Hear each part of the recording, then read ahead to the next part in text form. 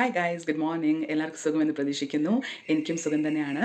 അപ്പോൾ ഇന്ന് very good morning to everybody. ഇന്ന് വീക്കെൻഡ് ആയതുകൊണ്ട് എല്ലാവരും സുഖമായിട്ട് ഉറങ്ങി എണീറ്റ് നല്ല ഭക്ഷണമൊക്കെ കഴിച്ച് നല്ല ജോളിയായിട്ടിരിക്കണം.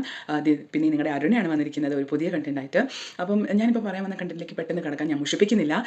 കാരണം ഈ കണ്ടൻറ്റിൽ ഇത് ഞാൻ പറയാൻ പോകുന്നത് ഭാഷകളെക്കുറിച്ചാണ്, എന്നുവെച്ചാൽ ലാംഗ്വേജസ്. അപ്പം ഞാൻ പേഴ്സണലായിട്ട് എന്നെ സംബന്ധിച്ചോളം ഭാഷകൾ പഠിക്കാൻ ഭയങ്കര പാഷനുള്ള ആളാണ് ഞാൻ. അപ്പം ഫസ്റ്റ് ഓഫ് ഓൾ എൻ്റെ മാതൃഭാഷ വന്നിട്ട് തമിഴാണ്. അപ്പം അത് ഒബ്വിയസ്ലി എനിക്കറിയാം നന്നായിട്ട്. പിന്നെ മലയാളം ഞാൻ സ്കൂളിൽ പഠിച്ചിട്ടുണ്ട്. അപ്പോൾ എഴുതാനും വായിക്കാനെല്ലാം അറിയാം. വിജയമാതാ കോൺവെൻറ്റ് പാലക്കാടാണ് ഞാൻ പഠിച്ചിരിക്കുന്നത്. അപ്പോൾ മലയാളം നന്നായിട്ട് അറിയാം. പിന്നെ ഞാനൊരു 3ാം ക്ലാസ് വരെ നാസിക്കിലായതുകൊണ്ട് കുറച്ചൊരു ഹിന്ദിയിൽ പിടിപാടുണ്ടായിരുന്നു. പിന്നെ അതില്ലാതെ കേരളത്തിൽ വന്ന് സ്കൂളിൽ പഠിക്കുമ്പം സുഖം പ്രഥം എക്സാംസ് ഹിന്ദിയിൽ എഴുതിയിട്ടുണ്ട്.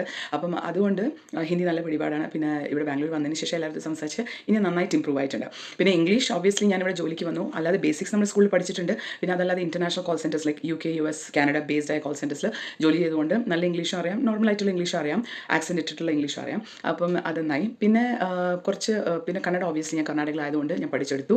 അപ്പം അതും അറിയാം. പിന്നെ അതല്ലാതെ കുറച്ച് എനിക്ക് ബംഗാളി ലൈക്ക് നോർമലായിട്ട് നമ്മൾ ഐ ലവ് യു എന്ന് പറയുമ്പോൾ ആമി തുമാക്കി ഭാലുഭാഷി, അപ്പോൾ അവർ ആ ആക്സെൻറ്റ് ഞാൻ ക്യാപ്ചർ ചെയ്തെടുക്കാറുണ്ട്. ബിക്കോസ് എനിക്ക് പാഷൻ ആയതുകൊണ്ട് പഠിക്കാൻ വളരെ ഇഷ്ടമാണ്.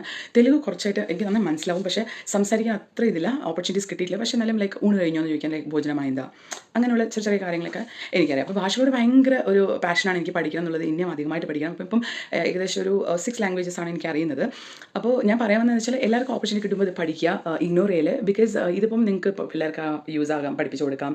അല്ലെങ്കിൽ നിങ്ങളൊരു സ്റ്റേറ്റ് ടു സ്റ്റേറ്റ് പോവാണ്, ട്രാൻസ്ഫർ കിട്ടി ജോലിയിൽ, അല്ലെങ്കിൽ എന്തെങ്കിലും പോണ്ടി വന്നു വേറൊരു സ്റ്റേറ്റിലേക്ക്, അവിടെ ഒരു സർവൈവലായിട്ട് അവരുടെ ഭാഷ സംസാരിക്കും, നമുക്കൊരു പ്രത്യേക ഒരു മര്യാദ കിട്ടും. പിന്നെ അതുമല്ല നല്ലതാണ്.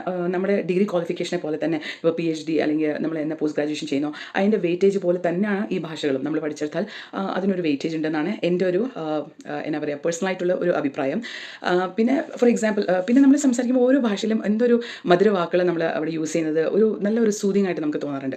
ഫോർ എക്സാമ്പിൾ ഇപ്പം ഞാൻ പറയുകയാണ്, ഒരു ചെറിയൊരു സ്റ്റേറ്റ്മെൻറ്റ് എടുക്കുക, എന്താ കൊച്ചേക്കറിയുന്നത് എന്ന് നമ്മൾ മലയാളത്തിൽ പറയുവാണെങ്കിൽ അത് മലയാളത്തിലായല്ലോ. അപ്പോൾ തമിഴിലാണെങ്കിൽ കൊളന്തേ നീ അളരെ കണ്ടില്ലേ, അളറെ എന്നൊക്കെ പറയുമ്പോൾ ഒരു ക്യൂട്ട്നെസ് അവിടെ ഉണ്ടല്ലേ.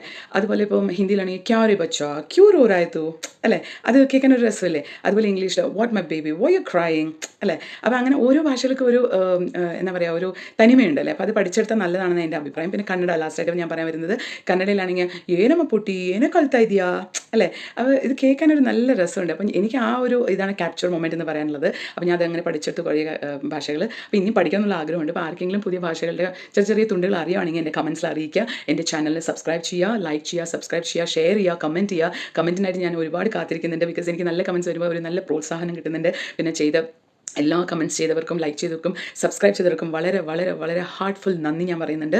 അപ്പോൾ ഇനിയും നല്ല കണ്ടൻറ്റായിട്ട് അരുണ തിരിച്ചു വരുന്നതാണ്. അപ്പോൾ എല്ലാവർക്കും happy weekend. God bless you. ചക്രിയുമ.